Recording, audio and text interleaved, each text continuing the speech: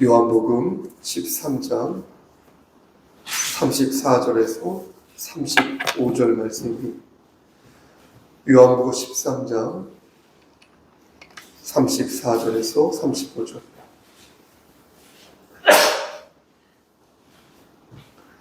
신약성경 제 성경으로 171쪽입니다. 다 찾으신 줄 알고 34절과 35절 말씀을 한 목소리로 합독하겠습니다. 요한복음 13장 34절에서 35절 시작. 새 계명을 너희에게 주노니 서로 사랑하라. 내가 너희를 사랑한 것 같이 너희도 서로 사랑하라. 너희가 서로 사랑하면 이로써 모든 사람이 너희가 내 제자인 줄 알리라. 아멘. 기도하시겠습니다. 하나님, 이 시간 간절히 바라고는 것은 우리 한지원 형제를 위해 기도합니다. 하나님께서 함께 하시사 영육의 강건함을 지켜주시고 청년의 때에 예배드리기 위해 힘쓰고 있사오니 그의 앞길을 지켜주시고 그에게 많은 복을 내려주시옵소서. 그의 가족에게도 함께 하시사 부모님 영육의 강건함을 허락하여 주시고 건강하게 잘 살다가 하나님께서 부르실 때에 하나님 만나 뵐 수 있도록 은총 베풀어 주시옵소서. 하나님, 이 시간 하나님 말씀을 대언하고자 합니다. 반듯하게 잘 전할 수 있도록 도와주시고 말씀으로 피차간의 은혜를 받을 수 있도록 은총 베풀어 주시옵소서. 예수님의 이름으로 기도드렸습니다. 아멘. 오늘 본문은 예수님께서 죽음을 앞두시고 제자들에게 하신 말씀입니다. 그래서인지 저는 이 말씀을 숱하게 읽었지만 매번 이 말씀을 읽을 때마다 좀 더 계속해서 좀 더 주목하게 되는 것입니다.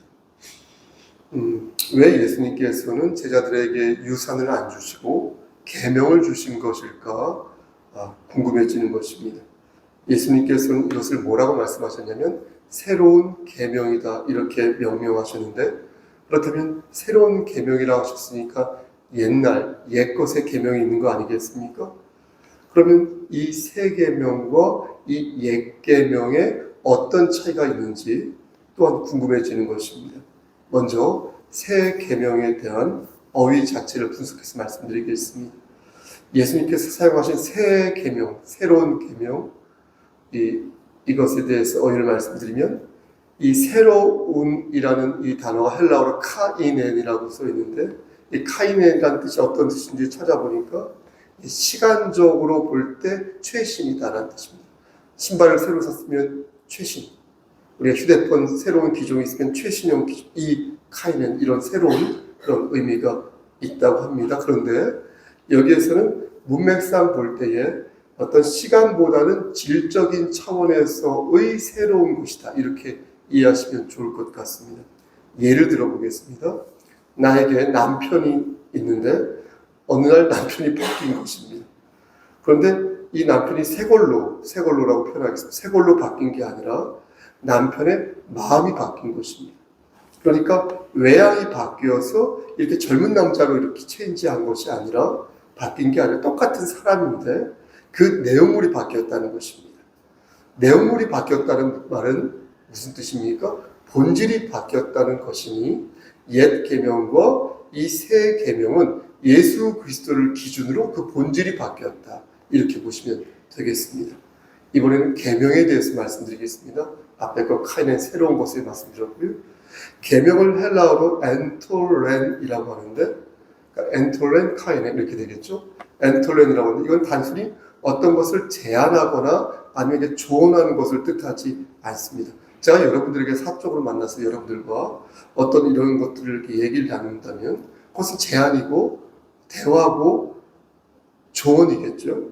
하지만 제가 하나님 말씀을 근거로 여러분들에게 우상을 숭배하지 마십시오 라고 말한다면 그것은 제안이나 조언이 아니라 명령인 것입니다. 즉 계명은 조언이 아니라 제안이 아니라 명령인 것이니 여기는 분명한 권위가 있어서 사람들에게 강제성을 갖게 한다는 것입니다. 제가 여러분들에게 우상을 숭배하면 안 될까요? 이렇게 말하면 아니 된다는 것입니다.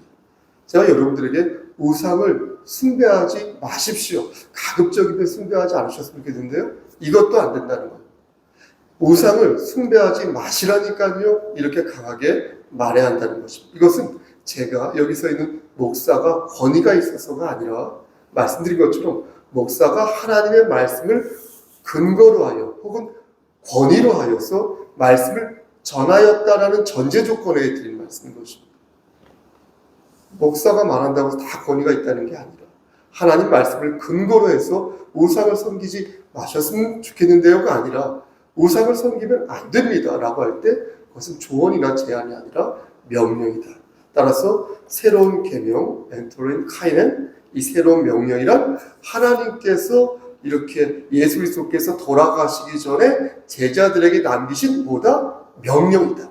이것을 강조하여 말씀드린 것입니다. 그런데 새 계명을 주셨으니까 옛 계명과 뭐가 다르다는 것을 우리가 알아야 되지 않겠습니까? 근데 그게 그냥 다른 게 아니라 본질이 다르다. 이렇게 말씀하셨으니 우리는 이 부분을 보지 않을 수가 없는 것입니다. 이것이 무엇인지를 우리가 알려면, 그러니까 뭐가 다른지를 우리가 알려면 먼저 옛 계명을 먼저 알아야 되겠죠. 레위기 19장 18절 말씀을 보면 이 옛 계명에 관한 말씀이 나오는데요. 제가 중반부부터 읽어보면 레위기 19장 18절 내 이웃 사랑하기를 내 자신과 같이 사랑하라. 우리가 잘 아는 말씀이에요. 나는 여호와니라. 이렇게 말씀합니다. 그러니까 이 말씀은 무엇입니까? 성부 하나님께서 이스라엘 백성들에게 명령하신 것이니, 그렇죠? 이스라엘이라는 공동체 안에 이방인들이 많이 살았거든요. 근데 너희들은 이방인들을 그런 식으로 차별하고 그러지 말라는 것입니다. 그러니까 하나님께서는 이들을 위해서 위와 같은 말씀을 하신 것입니다. 명령을 하신 것입니다. 그러니까 이웃을 사랑하는 것은 선택의 문제가 아니라 반드시 해야 하는 의무인 것이니 너희는 너 자신을 사랑하는 것처럼 이웃을 사랑해야 한다라고 명령하신 것입니다. 자, 여러분 혹시 차이점을 찾으셨습니까? 그러면 옛 계명과 새 계명의 내용물들이 어떻게 다른지 여러분 혹시 발견하셨습니까? 성부 하나님께서는 너의 이웃을 너의 몸과 같이 사랑하라 이렇게 말씀하시는데 이 말씀의 취지는 무엇이냐면 자기 자신을 우리가 내 자신 돌보지 않습니까? 내 자신을 위해서 이렇게 자기 자신을 내가 돌보는 것처럼 타인을 동일한 수준으로 돌보라는 것입니다.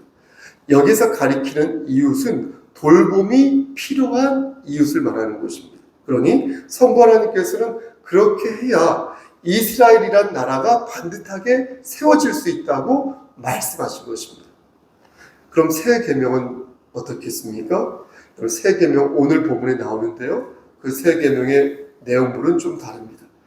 옛 계명은 이웃을 사랑하라 이렇게 명령하시면서 그 기준을 자기가 자신을 사랑하는 것만큼 이웃을 사랑하라고 말씀하죠.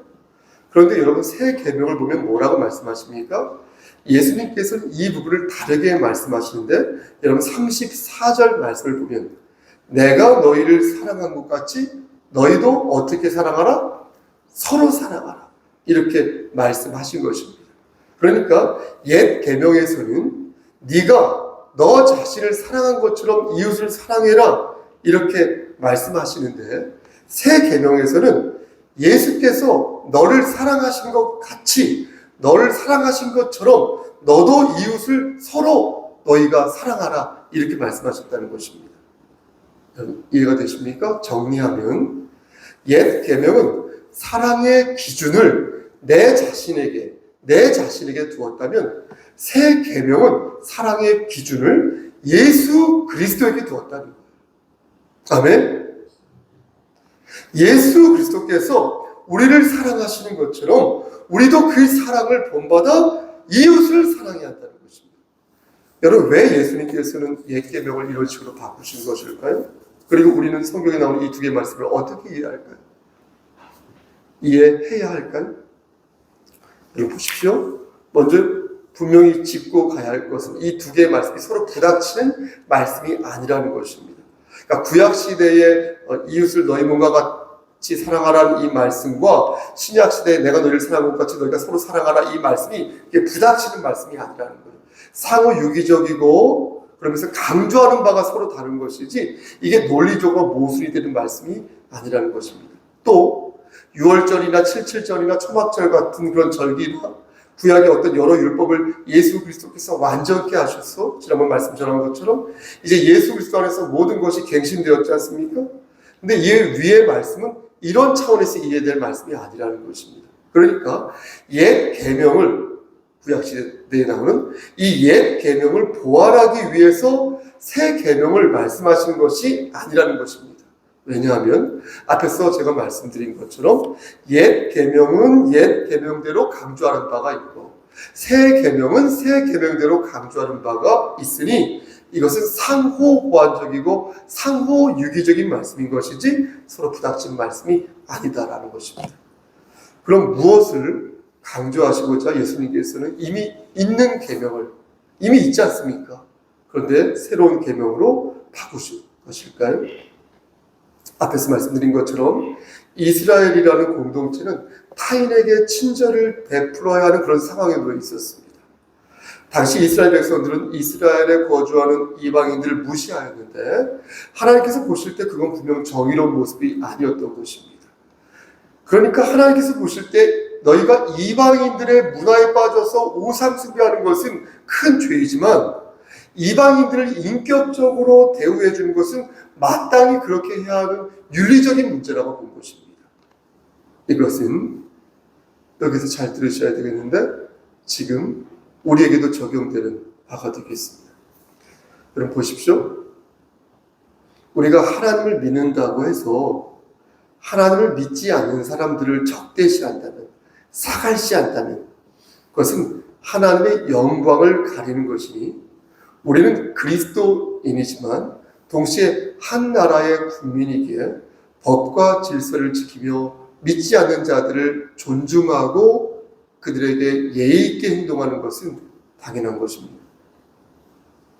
어떤 공정성을 무시하고 혹은 규정이나 법을 위반하면서 사람이라면 마땅히 가지고 있어야 될 양심, 어떤 교양, 어떤 지성, 어떤 상식 이런 것들을 만약 저버린다면 아무리 그가 하나님을 믿는다는 사람이라 하더라도 그는 사실 하나님의 자녀가 아닐 확률이 있는 것입니다.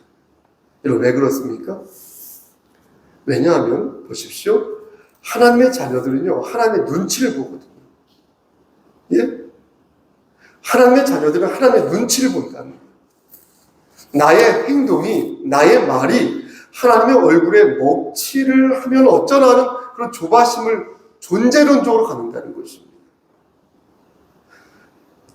그런데 만약 그것에 대해서 생각하지 아니하고 함부로 행동하거나 함부로 말하거나 불법적인 행동을 일삼는다면 그런 하나님을 망령되게 하는 하나님의 영광을 가리는 그런 아나무인의 사람이 된다는 것입니다. 그러니 하나님을 근심되게 하는 일을 골라서 뾰족뾰족하게 하는 사람들은 아무리 그가 40일을 금식하여 기도하고 물만 마시고 단식하여도 하나님의 자녀가 아닐 확률이 있는 것입니다. 거듭 말씀드리지만 하나님의 자녀는 하나님의 눈치를 본다. 하나님께 죄송한 마음을 갖고 어떻게 하면 내가 하나님을 기쁘시게 하는 삶을 살 수 있을 것인가 고민한다. 비록 넘어지고 쓰러질 때가 많이 있어도 그런 거 있지 않습니까? 마음 한구석에 하나님에 대한 그 죄스러운 마음을 계속 간직하고 있다는 것입니다. 따라서 너의 이웃을 너의 몸과 같이 사랑하라 이 말씀은 그게 옛 계명이라 하여도 여전히 유용한 하나님의 말씀인 것입니다. 이 말씀은 우리나라에도 적용되어서 홀대받는 어떤 타민족이나 혹은 다문화인들이나 등등등 이런 사람들을 친절하게 마땅히 해야 된다는 거예요. 그들의 종교와 상관없이 그들이 난민이고 사회적인 약자라면 마땅히 그들에게 관심을 기울여야 한다는 것입니다. 우리는 공동체가 있는 곳이라고 한다면 이 말씀을 떠올려야 할 것이니 우리는 이 말씀을 들어 우리의 이웃을 어떻게 우리의 몸과 같이 사랑해야 한다는 것입니다. 이번에는 예수님께서 말씀하신 새 계명을 말씀드려 보겠습니다. 새 계명. 새 계명을 옛 계명과 비교해 보면 두 가지 차이점을 찾을 수 있습니다. 여러분, 그것이 무엇입니까? 하나는 서로 사랑하라고 말씀합니다. 서로 사랑하라. 그리고 둘은 예수님이 우리를 사랑하시는 그 조건이 된다는 것입니다. 여러분 보십시오. 옛 계명은 서로 사랑하는 말이 없거든요. 왜냐하면 하나님을 믿는 사람은 이스라엘에 국한되어 있었기 때문에 이방인들은 하나님을 믿지 않았어요. 그러니까 서로 사랑하지 그런 말씀을 안 하신 겁니다. 하지만 새 계명에는 서로 사랑하라는 말씀이 있으니 그 이유는 그 둘 사이에 사랑과 사랑을 해야 될 그 여러 명의 그 다수 혹은 둘 사이에 예수 그리스도께서 계셔서 그렇다는 것입니다. 예수님에게 사랑을 받았다라고 느끼는 그 사람들이 복수의 사람이 있다면, 두 사람이 있다면 그 두 사람은 마땅히 서로 사랑을 해야 한다는 것입니다. 만약 한 사람만 예수님에게 사랑을 받았다고 느꼈다면 그때는 서로가 사랑할 수가 없고 한쪽만 사랑했을 터인데 양쪽 다 예수님에게 사랑을 다 받았으므로 그때는 서로가 서로를 어떻게 한다? 사랑해야 한다는 것입니다. 여기서 우리는 새 계명이 옛 계명과 어떤 부분이 다른지를 명확하게 알 수 있습니다. 그러니까 옛 계명은 한쪽은 하나님을 믿고 한쪽은 하나님을 믿지 않는 상태에서 하나님을 믿는 자가 고통에 처한 자를 도와주는 것이다 이렇게 말씀드렸다면 새 계명은 예수 그리스도를 영접한 제자들에게 우리 같은 사람들에게 주어진 말씀으로 그리스도인끼리 서로 사랑하며 아름다운 교회 공동체를 이루어야 한다는 명령의 말씀인 것입니다. 다시 말씀드려서 새 계명은 믿는 자들이 믿는 자들에게 보여야 하는 도덕적인 모습이니 너희가 그렇게 섬기는 마음을 보일 때 세상 사람들은 너희가 그리스도인이라는 사실을 알게 된다는 것입니다. 다시 말씀드려서 교회 공동체 내에서 서로가 서로를 격려하고 함께 예배하고 하나님 나라를 위해 각고의 노력을 다할 때 그게 바로 서로를 사랑하는 모습이 된다는 것입니다. 정리하겠습니다. 구약에서 말하는 옛 계명, 이 옛 계명은 너 자신을 네가 사랑한 것 같이 남을 사랑하라 이렇게 말씀하며 그 기준을 내 자신, 즉 인간에게 두었다면 예수 그리스도께서 말씀하신 새 계명은 예수님이 우리를 사랑하신 것 같이 서로 사랑하라고 말씀하시며 그 기준을 인간이 아닌 하나님에게 두었다라는 것입니다. 이렇게 인간적인 관점에서 바라보는 옛 계명으로의 사랑과 하나님의 관점에서 바라보는 새 계명으로의 사랑이 있으니 우리는 이 두 개의 계명을 표준으로 삼아 우리의 삶을 디자인해야 할 것입니다. 말씀 마치겠습니다. 그럼 오늘 말씀을 적용해 보겠습니다. 올해 이슈가 된 여러 가지 화제거리 중에서 하나인 이슈 중에 공동체주의라는 그런 키워드가 있습니다. 공동체주의가 무엇입니까? 공동의 선을 이렇게 중요시 여긴다는 거 아닙니까? 그러니까 개인주의의 반대말로서 그러니까 공동체 정신을 가진 사람은 이기적으로 행동하지 않습니다. 그는 권리를 주장하기 전에 어떻습니까? 자기가 해야 될 의무를 수행합니다. 그러니까 전체의 유익을 생각하는 것이 바로 공동체주의인 것입니다. 여러분 그렇다면 공동체주의는 늘 좋은 것입니까? 전체의 유익을 생각하고 공동의 선을 강조하면 언제나 옳은 것입니까? 그렇지 않다고 생각합니다. 만약 공동체주의 안에 상식과 양심이 없으면 그것은 패권이 될 수 있습니다. 전체주의가 될 수 있습니다. 파시즘이 될 수 있습니다. 제가 고등학교 1학년 때를 기억하는데 그때 학교에서 교련 유신고 다녔는데 교련 시간이 있었습니다. 떼약볕 아래 한여름에 이런저런 교련복을 입고 훈련을 받았는데 그때 어떤 한 친구가 비실비실 대면서 쓰러지기 일보 직전이었습니다. 저는 그때 그 뒤에서 그 모습을 보고 제가 반장이어서 손을 들고 교련 선생님에게 그 상태, 그 친구의 상태가 이상한 것 같습니다라고 알렸지만 그 교련 선생님은 전혀 개의치 않고 그냥 교련 수업을 강행했습니다. 결국 그 친구는 오줌을 지리면서 거의 혼전하였는데 선생님은 그 모습을 보고 나서야 그 친구에게 야 빨리 양호실 가라 이렇게 말했습니다. 저는 그 친구를 부축하여 함께 양호실에 갔는데 그때 그 친구가 대성통곡하듯이 오는 모습을 보았습니다. 그러면서 저에게 자기는 이런 학교에 도저히 다닐 수 없다라고 말을 하면서 그날부로 자퇴를 하였습니다. 실제 그는 자퇴를 하였습니다.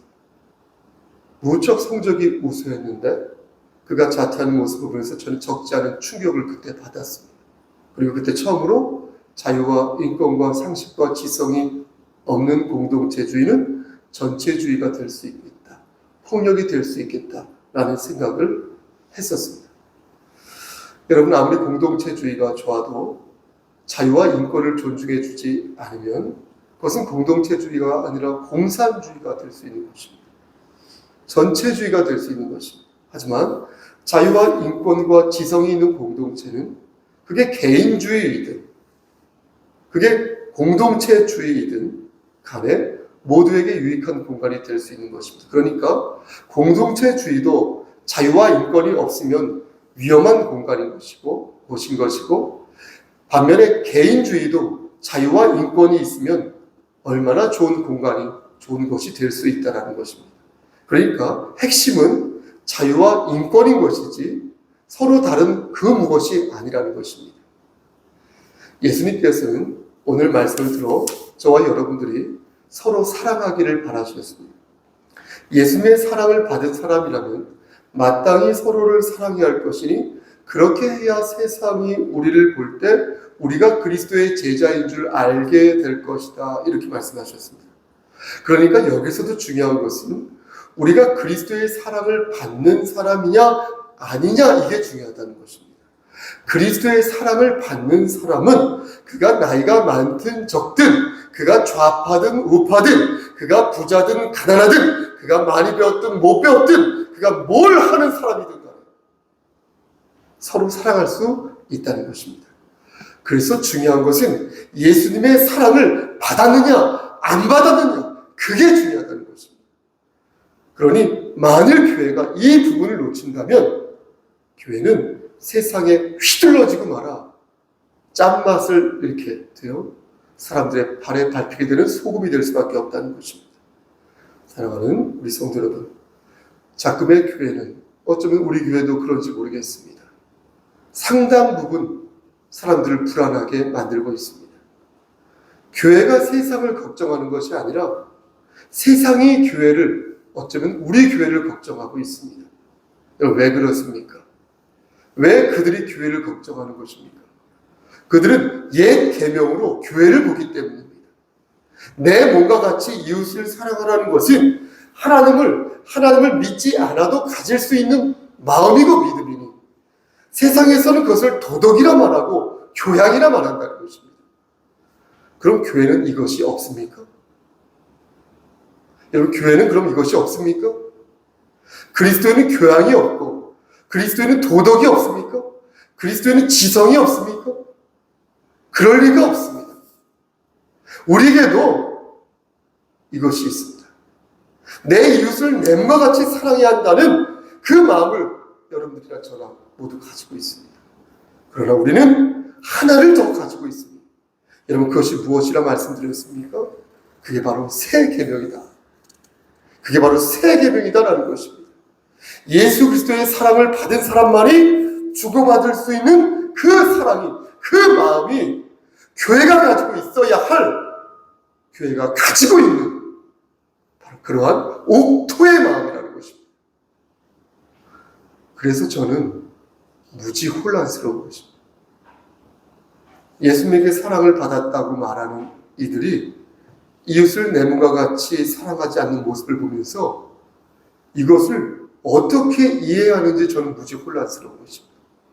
새 계명을 가지고 있다고 말하는 자, 새 계명을 마땅히 가지고 있는 자는 마땅히 옛 계명도 가지고 있어야 하는데 새 계명을 가지고 있다고 말하면서 옛 계명이 없는 것을 보면서, 없어 보이는 것, 그 모습을 보면서 정말 그가 새 계명을 갖고 있는 것인가 묻지 않을 수가 없는 것입니다.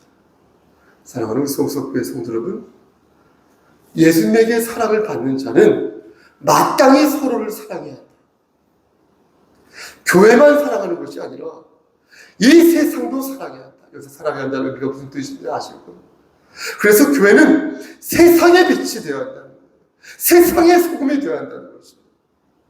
교회가 진리를 가지고 있다고 말하면서 반인권적이고 반헌법적이고 비도덕적이고 반지성적이고 반사회적인 모습을 보인다면 어찌 그를 목사라 하고, 어찌 그를 장로라 하고, 어찌 그를 권사요, 집사요, 성도라 하겠습니까?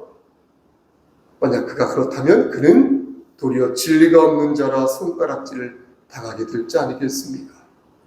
그리고 그런 교회 공동체는 겉은 화려하고 웅장하고 꽉 차 보인다. 하나님께서 보실 때에 무늬만 성도인 그런 교회가 아니겠습니까? 하나님의 영광을 가리고 하나님의 얼굴에 먹칠하는 교회가 아니겠습니까? 말씀 정말 마칩니다.